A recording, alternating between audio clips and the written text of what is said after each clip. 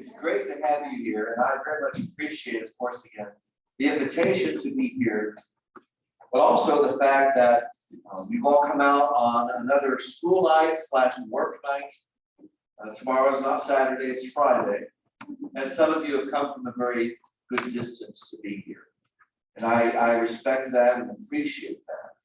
Of course, you're not here for me, you're here for the information. But that's worthy of respect. I appreciate the devotion you're showing to being here. And thanks again to Brother Tyler for setting up the Zoom.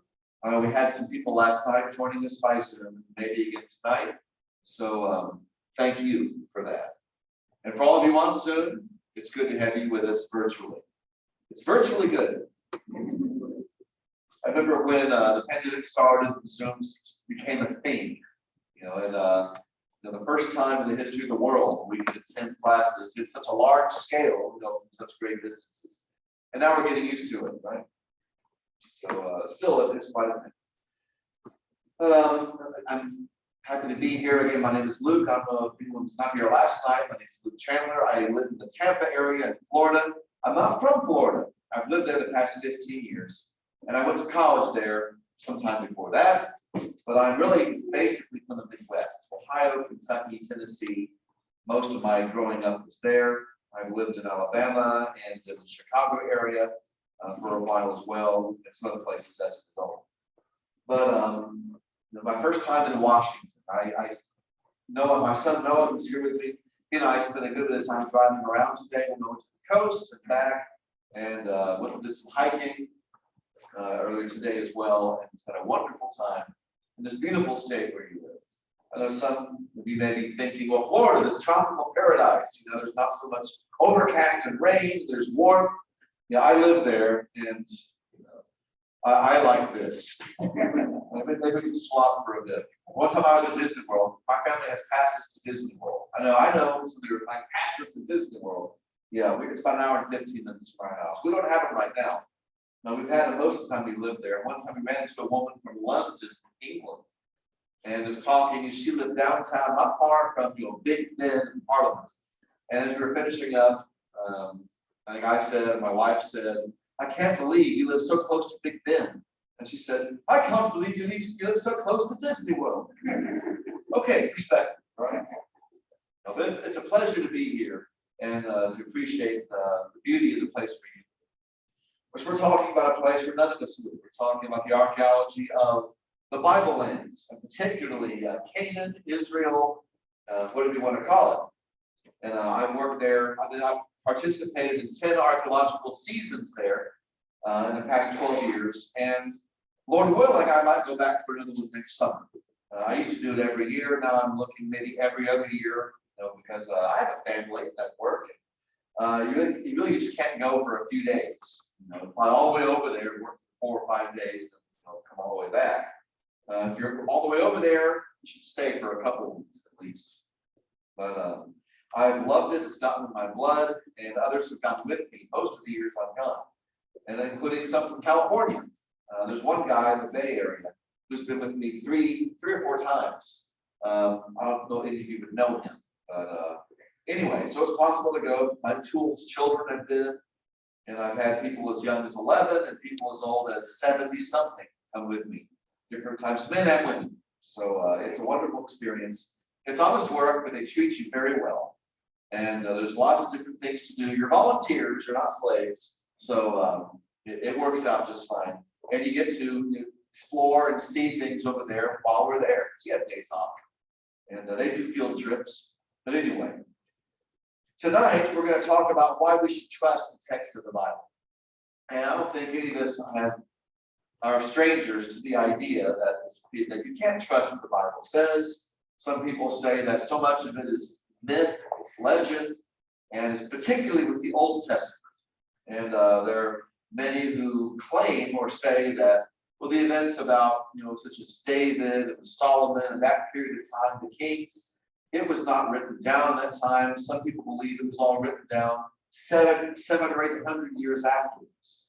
And they didn't really have anything to go on. They're taking their own reality from, 700 or 800 years later and sort of, pretending that's how it was back then. Like the state of the world was, were the Israelites a strong people or not? But of course, they don't know that. There's no documentation for any of that. We don't have any copies of the Bible before, a couple hundred years or so before Christ. But that's because the scrolls deteriorate. The only ones we have that are that old are the Dead Sea Scrolls, and they're preserved because they were found in the desert by the Dead Sea. No moisture, dry, and people are just building on top of them all the time. Caves that are most of the time uninhabited, and so they were not destroyed like everything else has been by people or wars or weather or climate. And so, but we don't have anything back then, so we had to put our faith in something, when deciding the text.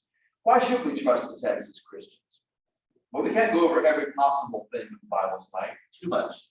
But archaeology gives us a tool to verify some things, test some things, and give us reasons to put our trust in the text.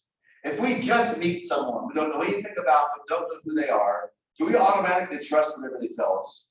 Well, hopefully not, especially if it's life-changing. No, but let's say you've known someone for a number of years, and we've had other situations, other stories, other circumstances where they've proven to be reliable. Then they ask us if something else, are we more likely to trust that person? Well, yeah, we have reasons to put our trust in that person. Even if it's a new situation, they've been trustworthy in the past. And that's the way we operate socially. And we can do the same thing with the Bible. Are there reasons to put our trust in? We can't answer every single question. But are there reasons to put our trust? And well, let's just look and let's see. First of all, archaeology is exciting. It's easy. It's hard to lose that factor. I've been doing it for a long time, but it's still exciting. If you're participating in it, you scrape a little bit of dirt and you see something that no one has laid eyes on for 3,000 years or whatever it is. I'm the first person to see it and touch it, since the time of David or the time of Gideon, or pick your time period.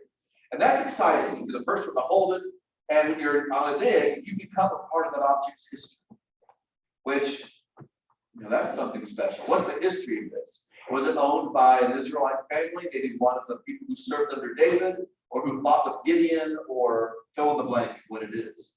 But this object had a history. It was made, it was used, it was dropped here or abandoned for whatever reason, and then it sits there, and now I am the next part of that object's history.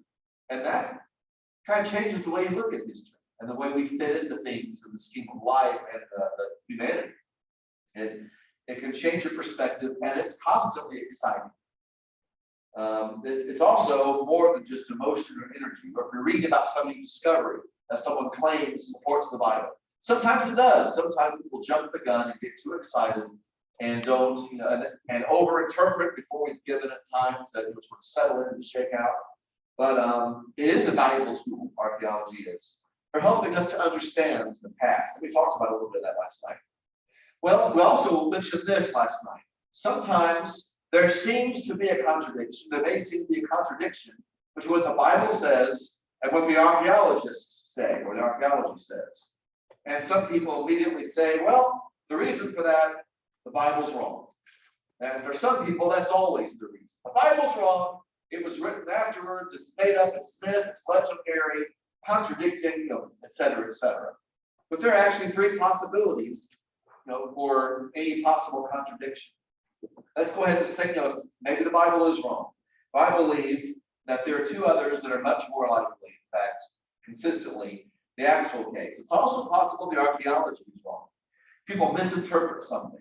I told you last night, one year, in 2017, I was in a city called Lachish, or Lachish, as they call it there. It's a biblical city in Judah. Several things happened there in the Old Testament. And there's a wall that back in the 1930s had been excavated, and they dated it to the time of the kings of Judah, like, Rehoboam and Hezekiah and back to the background. But we were there 1 week. No one had worked there since the 1930s. We were there in that area 1 week, and just 1 week of work, we dated that wall 1,000 years earlier. That's closer to Abraham's time, basically, or close to that. Sometimes archaeologists are wrong. The archaeology is wrong. Archaeologists are wrong. We don't have enough information. Maybe we don't find everything. And like at the museum, we found a pretend excavation last night, several things from the Civil War. But do we find that sign that says museum on it? If we don't find that museum sign, we think everything, that room, that building is from the Civil War. It turns out it was built later, but did you find the sign that says museum? Because that changes the way you look at these other things. We found museums. We found a museum of Babylon, or the archaeologists did. They found a room in a palace in Babylon from the time of Nebuchadnezzar and those guys. And everything in this one room was like 1,000, 1,500 years earlier than the building. What in the world? It's a museum. They had a museum in the palace. Go figure. But the archaeology sometimes is wrong. We don't find everything, or it's misinterpreted, or maybe the thing that would really help us didn't survive. It was destroyed, erosion, or someone recycled it. Maybe there's an inscription that clarifies everything, and someone took it and broke it to pieces to build their house, or put it in their floor upside down, and just left it there. No one's ever found it. That's possible. Another possibility is that we're wrong. We interpret the archaeology incorrectly. Sometimes maybe we read something into the Bible that it doesn't actually say. Like, for example, I mentioned last night, archaeologists looking in the time of Joshua didn't find evidence of the conquest in Canaan. They were looking for all these destroyed cities, Joshua's conquest. And most of the cities are not destroyed. It's made up. The Bible's wrong. No, the Bible doesn't actually say Joshua destroyed all the cities. It says he destroyed 3. And the others were left intact. Like it says, God told them, after all, I'm giving you a land, with vineyards you didn't plant, and farms you didn't, and cities you didn't build. He didn't destroy everything, but if we're not looking carefully, sometimes we read the Bible incorrectly. And so sometimes we're wrong. Well, let's go on. Why should we trust the Bible? Or other reasons we can list to put our trust in the text of the Bible. Let's go back pretty early, the flood. And people ask me sometimes, have you found evidence of the flood? Or people found evidence of the flood. And that's really more of a geology thing. I'm not a geologist. I'm not going to go out and there are a lot of amateur geologists out there who know just enough to get in trouble without realizing. A little knowledge is a dangerous thing, right? And the more I've learned, the more I've realized, a little knowledge, and the more you learn, the more you realize how much you don't know. Because you learn more questions to ask. And there are a lot of people who know just a little bit and make huge claims because they read a book or they took one class or something like that. But archaeology doesn't really tell us much. We're looking for signs of human habitation, like cities or settlements. So things of the flood and geology is not really where archaeologists work. But what's the story in the Bible? We know the story about Noah and the flood in Genesis chapter 6 through 9. There's something, due to evil of humanity, God plans to destroy the earth. And God tells Noah, go build an ark. And we often have like this, boat, but it could have been a barge, like a big rectangle. This doesn't need to have a rudder or sails, it's just a float. And maybe that's what he built. It doesn't really tell us. Sometimes we draw an ark and it looks like a modern boat with a curved bow and everything. We really don't know that at all. That's one of those things, maybe we're reading something into the text. It doesn't actually tell us. Maybe art or books or pictures from other people have shaped the way we think. And anyway, but build an ark, build something to float and be saved. And there's specific dimensions, length and width and a number of decks, one door, or maybe it's an opening. Maybe I could open the window all the way around, which makes sense for ventilation, right? And you waterproof it in and out with pitch, and then you fill it with the animals and the family and the details on that. It says in the text, there were violence of peoples, the rains came down, and the fountains of the deep burst forth. What does that mean? Water from above, but also from below somehow.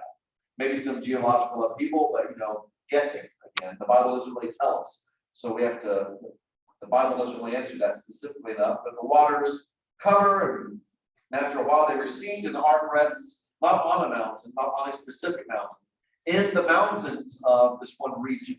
Ararat, but we also know by the name of Urartu. And we don't exactly, it's not exactly as specific as we think it is. Now, people always claim to find the ark somewhere, but no one ever gives us something, to analyze and check their logic like archaeology is supposed to do. Take their word for it, or someone makes a video, but there's nothing really to test it and prove it. And so we need to be very careful. We'll talk more about that in a different lecture, a different presentation. But anyway, it rests in the mountains in this region, Ararat, Urartu, and other ancient texts. And Noah sends out a raven and then 2 doves to see if they can go out and have it. And then at the end, he gets off, sacrifices to God, and God blesses him and gives humanity dominion over living things. That's the short version of the Bible. Okay. Well, some of you may have heard of this. It's a Babylonian story called the Epic of Gilgamesh. But there's a part of it, they talk about a worldwide flood. And the guy in that story who's like the Noah, his name is Utnapishtim. Gilgamesh and Utnapishtim kind of meet up and they start talking. Utnapishtim relates the story. And it's interesting when you compare this Babylonian story from ancient times with the biblical story. There are 12 tablets in this whole series, and there are other adventures besides the flood.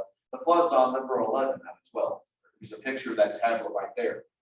It was found in the city of Nineveh, one of the capitals of ancient Syria. And this particular copy dates to the 7th century BC, the 600s. It was found in the library of the palace there. So it's a popular book, a popular story. There are copies of it. We have more than one copy. But when there's a Bible version, look at the points from the Pishtim's story of it. Due to evil, the council of the gods plans to destroy the earth. And they tell the Pishtim, tear down the house, turn up your house, and build a boat. To use the wood, I guess, to build a boat. Keep alive living things is the instruction.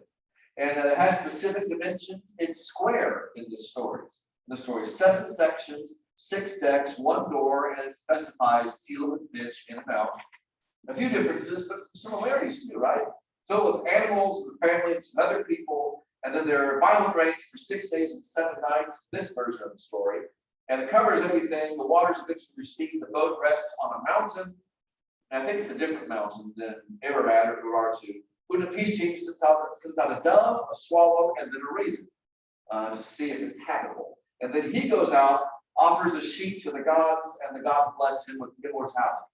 I don't think that took, because I don't think he's alive anymore. Anyway, notice the differences, but notice the similarities. And some of the similarities are very specific. That's interesting.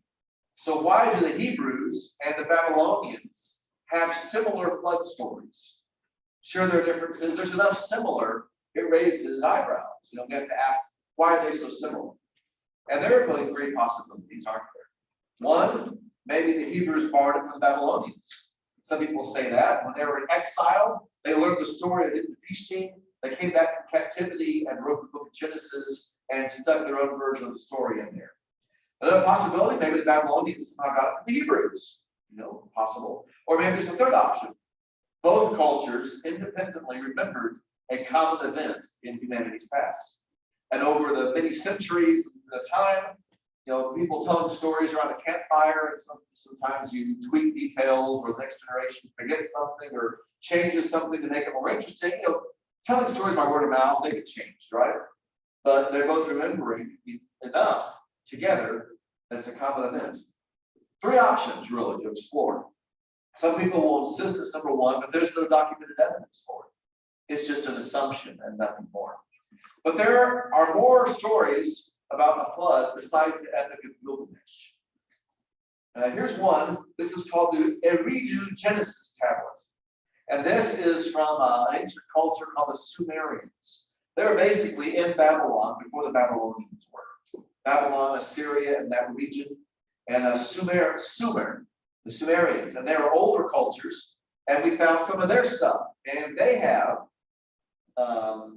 the Gilgamesh epic as well, with some differences, but it's older. This particular copy is from the 18th century BC, the 1700s, over 1,000 years earlier than the other one we just showed.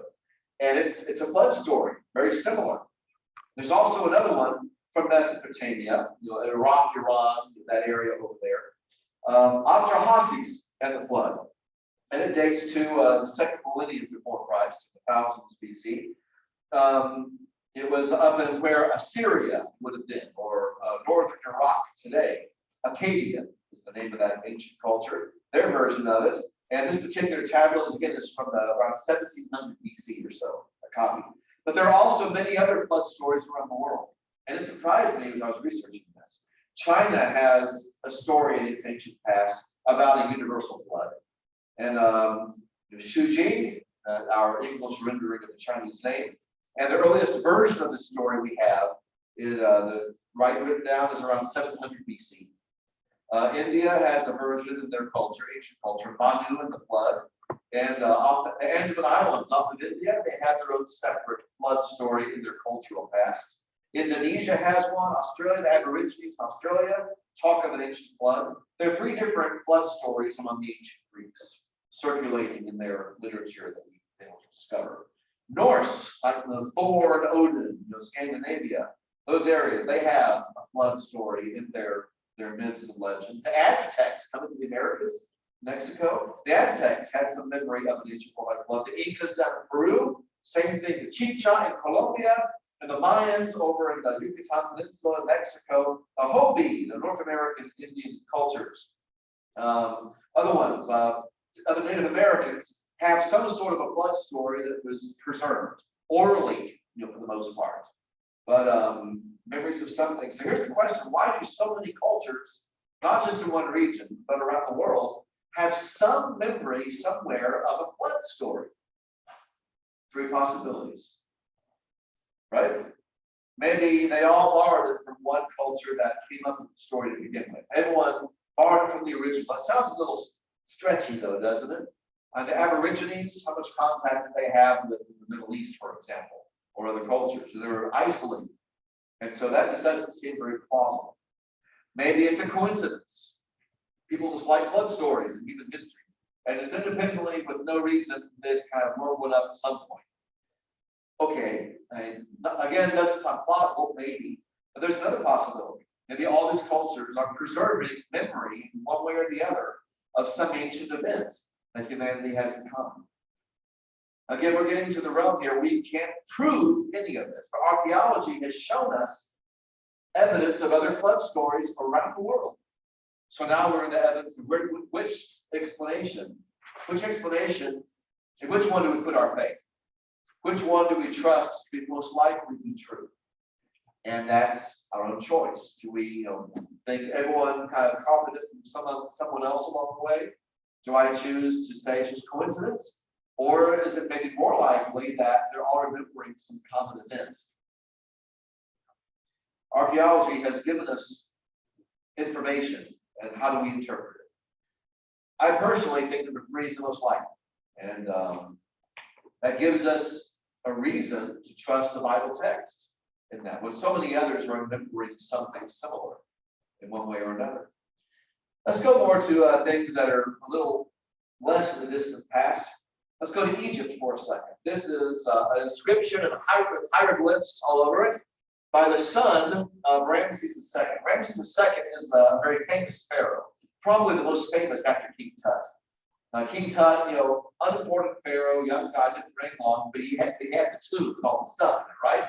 And all the other tombs have been plundered. So Tut's famous because he was so unimportant they forgot where his tomb was, never plundered. So no figure, right? But Ramses II is the one in all the movies about Moses and the Exodus. Charlton Heston and Yul Brynner's Ramses II. Prince of Egypt, you have Ralph Fiennes being the voice of Ramses II.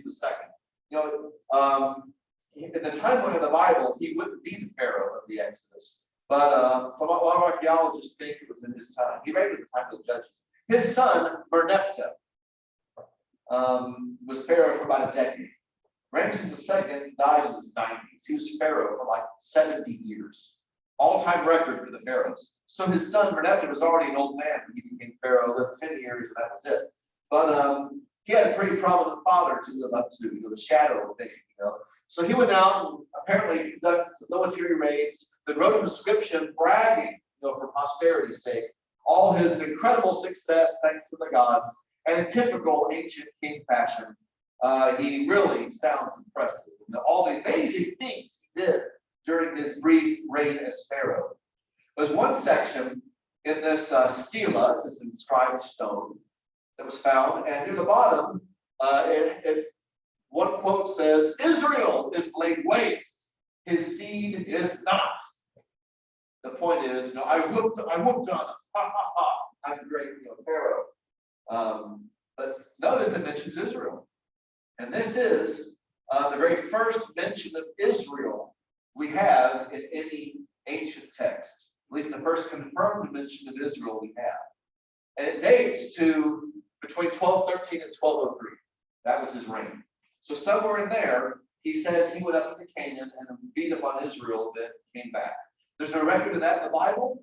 Not important. A lot of things that happened that there's no record of in the Bible. There's so-and-so judged for 40 years. What happened in that 40 years? We're not told. Just stories that, apparently the Spirit believed matter. But not just do we have no mention of Israel, it put Egypt. Pharaoh is recognizing Israel as a people already settled in Canaan, recognized, apparently been there long enough in the 1200s. That suggests that Israel had already come into Canaan and had its time in the wilderness from the Exodus and going in and conquering, settling in and getting settled in long enough, but they're there now. It really gives evidence that they weren't just made up. Some people have suggested Israel sort of magically, some people sort of created this where they're Canaanites. They just kind of created a separate identity somehow and called it Israel. There was no Exodus, no one ever came out of anything. We have a very early mention of Israel in Canaan by the Egyptians. And so that's evidence that the Bible is true. That's what it says on that is true. Not a lot of detail, all the other things about the Exodus. This doesn't help us with plagues or anything like that. But it does show that Israel, the Bible says Israel came into Canaan, and in the 1200s, the middle of the Judges period, they were settled there. And Egypt confirms that. They may even support the existence of an earlier Exodus. The Bible puts the Exodus in the 1400s BC. Some archaeologists or scholars who believe there may have been an Exodus would put it in the 1200s for certain reasons. But there's a lot of assumption behind it. This right here already has them there in the 1200s, long enough, and all their history between the Exodus. And so it gives reasons to trust the text. Let's go into Israel now, up to the north. Maybe we can see the Sea of Galilee right there. If we have our Bible map basically in our minds, that's near the north, Galilee. Go up above that to a city right between Lebanon and Syria on the modern map, a city called Dan. And it's actually a very beautiful place to visit. One of my favorite spots in Israel when I do tours over there. We always go to Dan. It's beautiful. The Bible says that some people from the tribe of Dan, they were given land further south. They're having trouble consolidating it, the Canaanites there. So some of them went up looking for another place. And they came up out of the area where God had given them and found this beautiful area, quiet, tranquil, peaceful. And they killed everyone and took the city and renamed it Dan after their tribe. They're very creative. What should we call this city? Let's call it Dan, because we're from Dan. But it was a very colorful beginning in terms of the Israelite habitation there. But they also had some other interesting stories there. Now there's a picture of it today. It's a national park. It used to be a city, but now it's one of the biggest source. The biggest source of the Jordan River flows out from this area. So wherever you are, you can hear the water gushing along. It's beautiful. Cool water. Put your feet in there. It just freshens you up. Birds and the trees and trails and hiking and everything. And there's some archaeology there too. But that's where the Danites used to live. Up there, one thing that was found back in 1993 and 94, different parts were found in different seasons, is this plaque. It was a victory plaque. I mentioned it last night. It was set up by a king of Syria around 835 BC. His name was Hazael. And Syria is up and over to the right and up top. So Dan's right on the border. Syria came in, Hazael came in, took the city of Dan from Israel, and put this up to commemorate. It's written in Aramaic, which is the language of the Arameans, the Syrians. And we have basically around 835, that's pretty close to that year.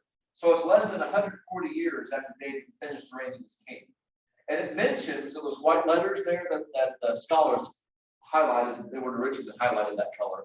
It says the house of David. He says, I beat the king for the house of Israel, and I beat the king for the house of David. And he's bragging. And so we have the Syrians noting that David's dynasty is in place, and he has descendants, and he beats the current descendants of David's house in Jerusalem. So he confirms that. And that was found in Dan. Later on, Israel took the city back. broke the inscription up and threw it between walls of the new building they were building. And that's where we found it. Broken up in pieces and inside the wall, where Israel would put an inscription like that. You know, we don't need to keep that around here. But there's another story involving Dan, with more detail in the Bible. Right after the kingdom split into north and south, the first king of the north was named Jeroboam. He was from the tribe of Ephraim, and he got 10 of the tribes. But he has a problem. See, everyone worships in Jerusalem. That's where the temple is, right? And the Levite priests. And if they go there to worship, the king of Judah, Rehoboam, you know, he was very rude and foolish and divided the kingdom. He might try to woo them back and reunite the kingdom again. And then Jeroboam will probably be killed or have to flee for his life and live in exile. He doesn't want that. He wants to preserve his kingdom. And so what did he do? He could trust God, who gave him the kingdom in the first place. But look at what he did instead. In 1 Kings chapter 12, Jeroboam said in his heart, now the kingdom will turn back to the house of David. If this people go up to offer sacrifices in the temple of the Lord of Jerusalem, what should I do? The king took counsel, and he made 2 calves of gold. And he said to the people of Israel, hey, you've gone to Jerusalem long enough. Behold your gods, O Israel, and worship these instead. Even one in Bethel, which is before you get to Jerusalem, if you're walking down there from the north. The other one, he put way up top in Dan. So if you live far away, you don't have to walk so far to worship anymore. There's a place right near you. Convenient. And so Dan was the location of one of those golden calves. But look what else he did. He also made temples on the high places. He appointed priests who were not of the Levites. And he appointed a new feast, like the feast that was in Judah. Judah had a feast in the 7th month, the Feast of Tabernacles. Just finished actually last week. But he changed the date and moved it to the 8th month because we're Israel. We're not Judah. We're not Jerusalem. We have our own traditions, our own worship. So we're going to have the feast be a month later because we're different. We're trying to create a separate mentality for his people. We're not Judah. We're not Jerusalem. We're Israel. So we'll have our own feast on a different date. That's what he did in 1 Kings 12. We found one of those high places.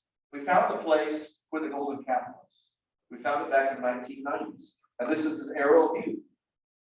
It's in the highest point of the city where temples usually were.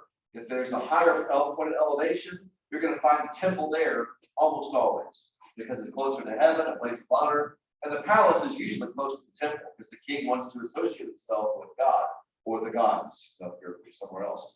What is this here?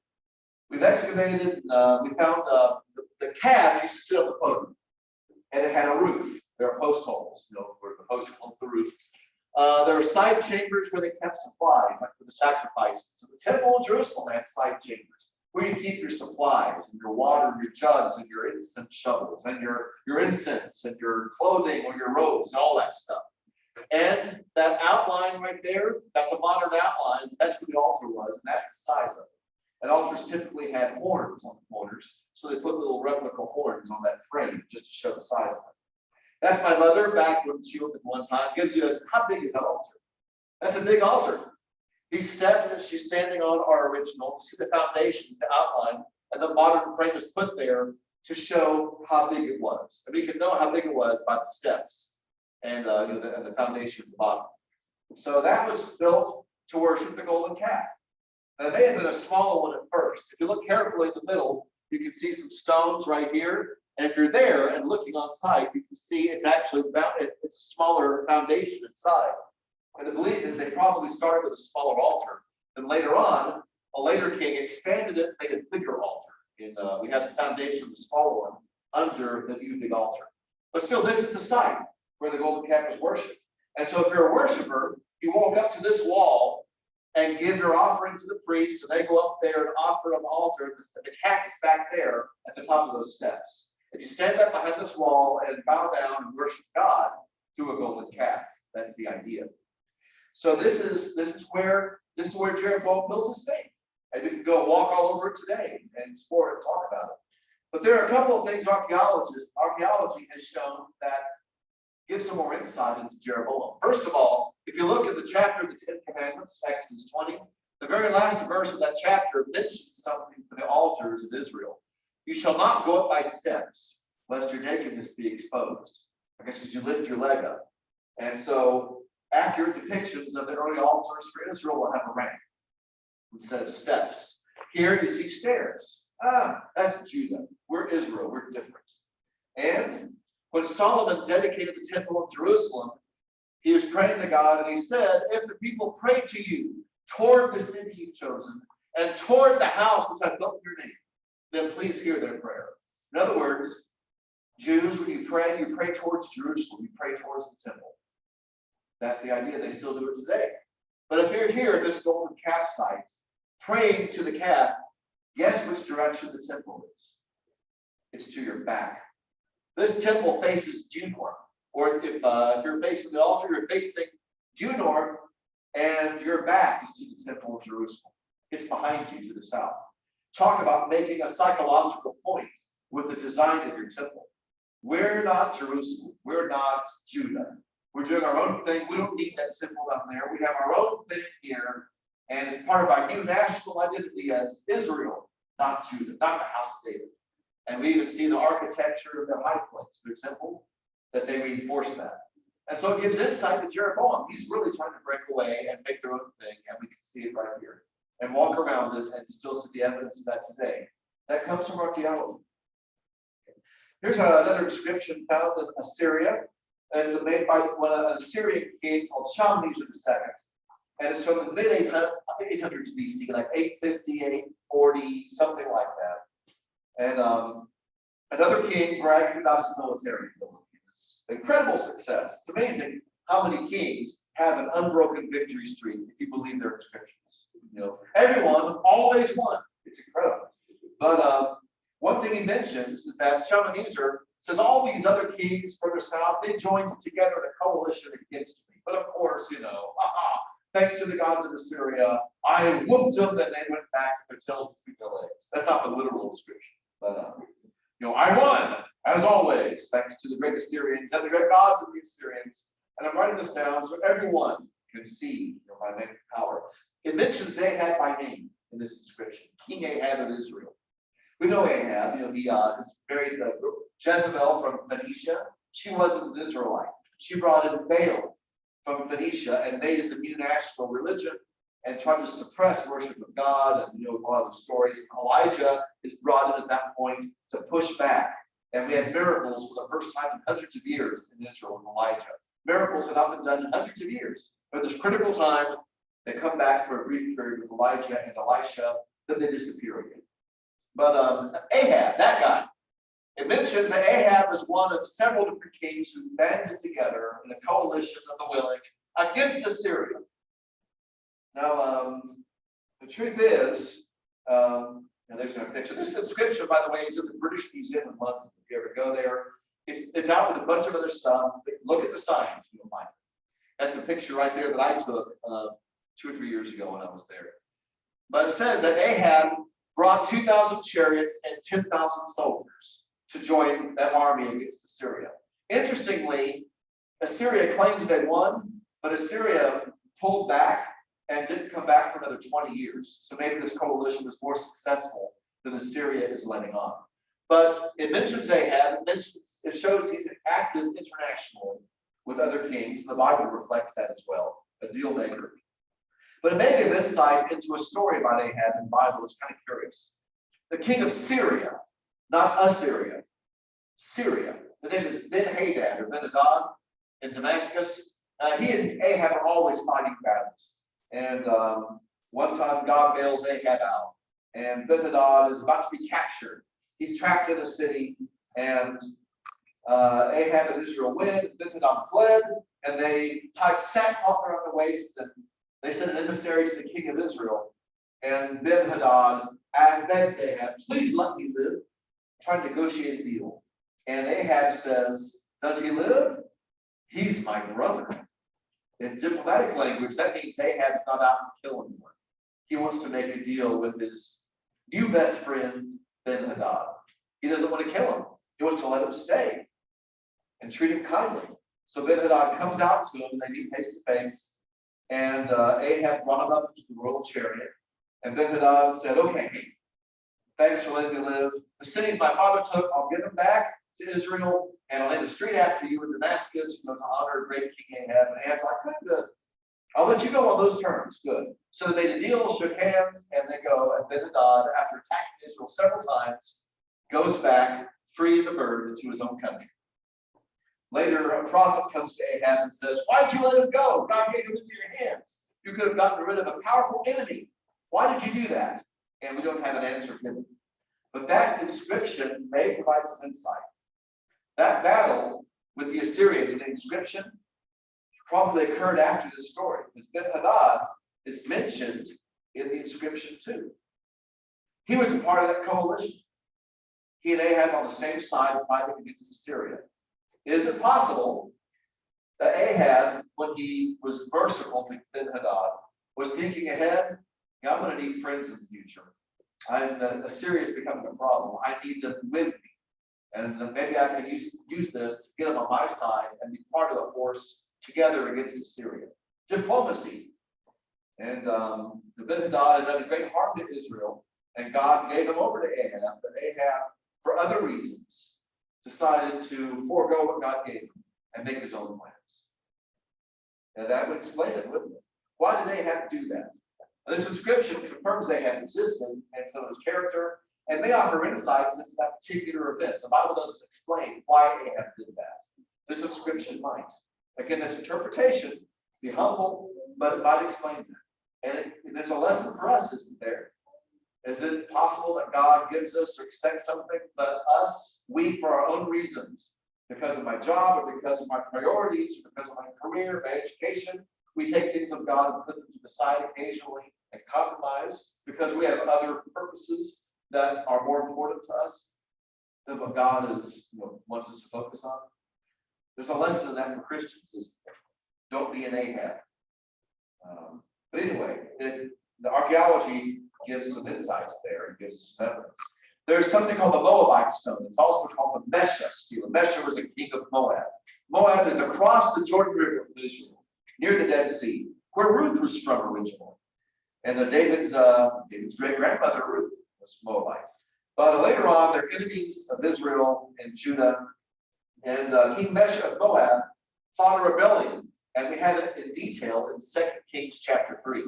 In 2 Kings 3, Moab rises up against Israel. They've been paying tribute to Israel. They don't want to do it, so they have a rebellion. Israel and Judah team up and go into Moab to put down the rebellion. But King Mesha sacrifices his son to the god Chemosh of Moab, and Israel and Judah are so disgusted that they just leave. And Moab is left, in rebellion, and they didn't get subjugated in the end. That's the 2 Kings 3 version. This inscription gives Mesha's version of that story. His side of that very same story in 2 Kings 3. He mentions in his inscription a son of King Omri.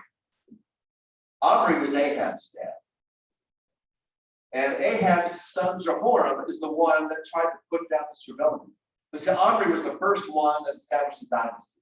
There's a civil war in Israel. Omri won. He establishes a brand new dynasty. And Ahab is number 2 in that dynasty. Omri, then Ahab, and then Jehoram. Actually, there's another son who died first, but the other son of Ahab, Jehoram, becomes king. He's the 3rd generation of the Omri dynasty. And like the house of David, the enemies often refer to the current king by the founder of the dynasty first. It was 100 years after David. It's still the house of David.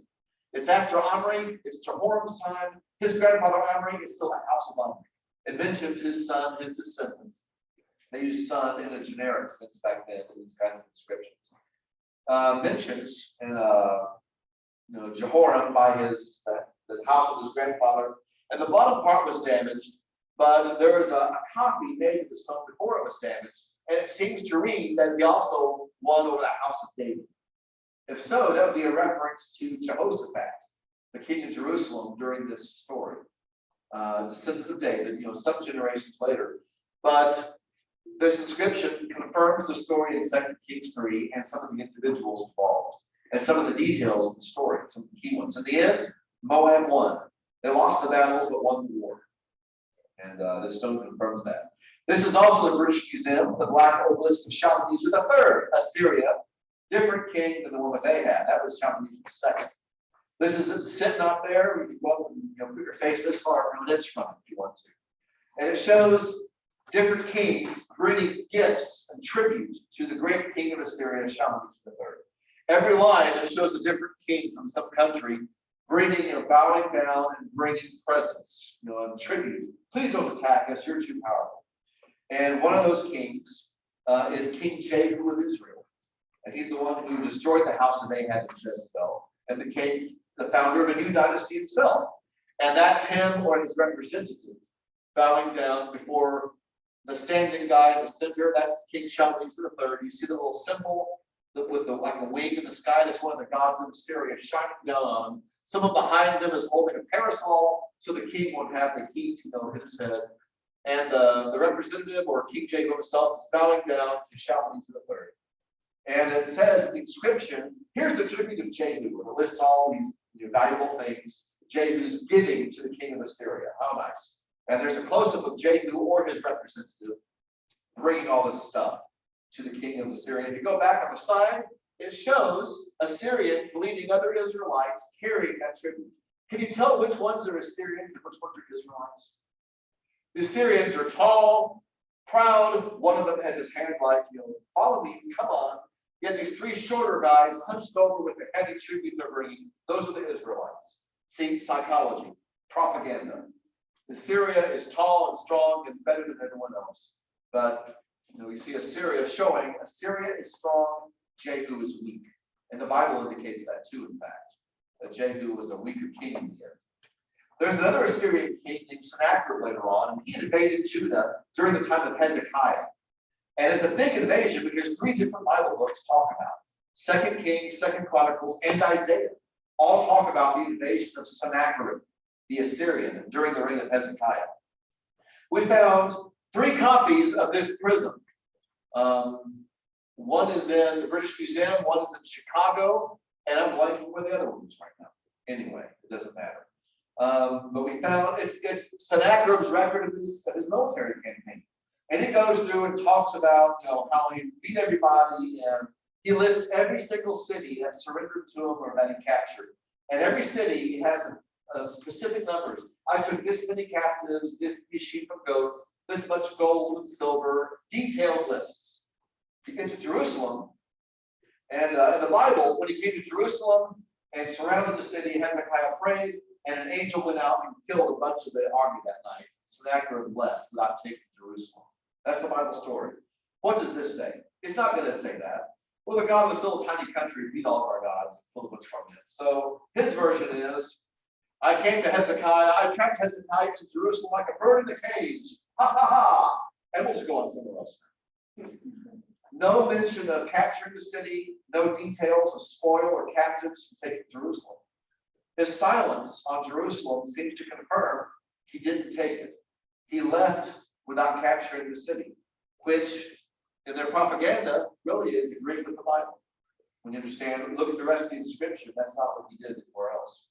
And so all these things, and we mentioned this last night. In Babylon, they found these receipts for food, olive oil and flour and stuff like that, given to kings, defeated kings that were living in the palace of Babylon. And for these receipts, these tablets mention King Jehoiakim of Judah or his sons. And the Bible mentions them, and he was carried into exile. And 2 Kings 25 describes how Jehoiakim got food on a regular basis, on a daily basis from the king of Babylon. And we found some of the receipts of that. A very tiny a detail that matches exactly. Well, to conclude, archaeology can't prove anything in the past. It's impossible. But as we see, it repeatedly demonstrates the Bible's accuracy on different things. And just as someone who proves themselves reliable in these other areas over time, we can trust them in other things too. They've given us reasons to put trust in them. The Bible is trustworthy. And archaeology gives us numerous reasons to trust the Bible in all these different things. It speaks accurately about its history. And on issues where we don't have archaeology or we have questions, I think it's reasonable and demonstrated that we can trust the Bible in these other things as well. And let's go ahead and say, if we can trust the Bible on things we can see, How about trusting on things we can't see? We live by faith, don't we? And we have the hope of heaven, salvation through Jesus. We see all these things that we can touch and feel and compare, and so many of them are demonstrated to be true and confirmable. Surely we can trust the Bible on things which we cannot yet see. The hope we have of being in heaven with our Lord someday. If something, I'll mention this really quickly too. How many Old Testament people have been confirmed with archaeology? Look at this list of individuals named in the Bible. And we have found their names in archaeology, as specific people. I'll show this list again later, probably. We're out of time. But look at all these people. That's the first screen. Here's the second screen. It's not just Israel and Judah, it's people from other countries.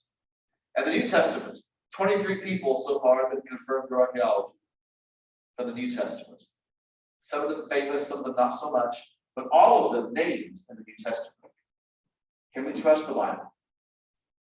If something there has stirred your heart to reconsider your trust in God, putting trust in Him, hope in Him, then please respond however you should while we stand and sing the song. Live for Jesus.